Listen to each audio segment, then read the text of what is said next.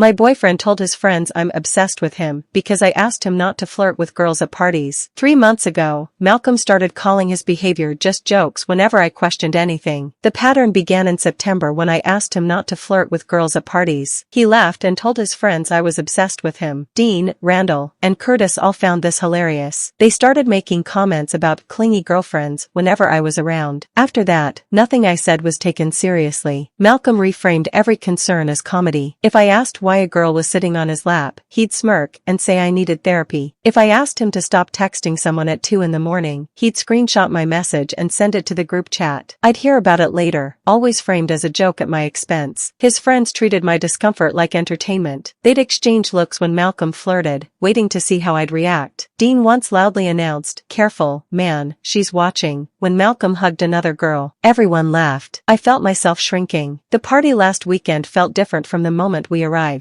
Sabrina was already there, leaning against the counter like she owned the place. Malcolm's mood shifted instantly. He straightened his posture, touched his hair, and went straight to her without a word to me. I stood there holding our coats. For the rest of the night, he barely acknowledged my existence. He stayed glued to Sabrina, laughing too loudly, whispering in her ear. I saw her hand slide along his waist. I saw him allow it. Dean and Randall circled like vultures, phones raised, capturing every second. I tried once to interrupt. Malcolm stepped away from me and turned his back. That was the moment something inside me went quiet. The kiss happened fast but felt endless. The chanting started. Phones were shoved in my face. Someone bumped into me hard enough that I stumbled. Malcolm didn't care. He was too busy proving a point. When he called it a joke, something finally snapped into place. This wasn't impulsive. It was planned humiliation. I left. The messages followed. Each one tried to rewrite reality, painting me as unstable, dramatic, unreasonable. I stopped reading after the 5th insult. Sunday morning, his Instagram stories confirmed what the party had started. It wasn't about freedom. It was about control. About showing me what would happen if I didn't fall back in line. When he showed up drunk at my door, he spoke with the confidence of someone who had never faced consequences. He reminded me of every time I'd forgiven him before, like it was proof I always would. Dean's message arrived like a final insult. The entitlement in his words made my stomach turn. Celeste's screenshots told the full story. The jokes, the bragging, the certainty that I'd come back. Malcolm sent a shirtless photo of himself in bed with messy hair. Single life is treating me incredibly well already. He captioned it with more laughing emojis from all his friends. Malcolm thinks he knows exactly who I am. He thinks I'm still the same naive girl who apologized after our first fight 2 years ago. The girl who blamed herself when he joked about my weight in front of his entire family last Christmas. Right now, he's probably out celebrating with his friends, thinking he's won some kind of victory. He has no idea what's coming for him. Click here to watch full video.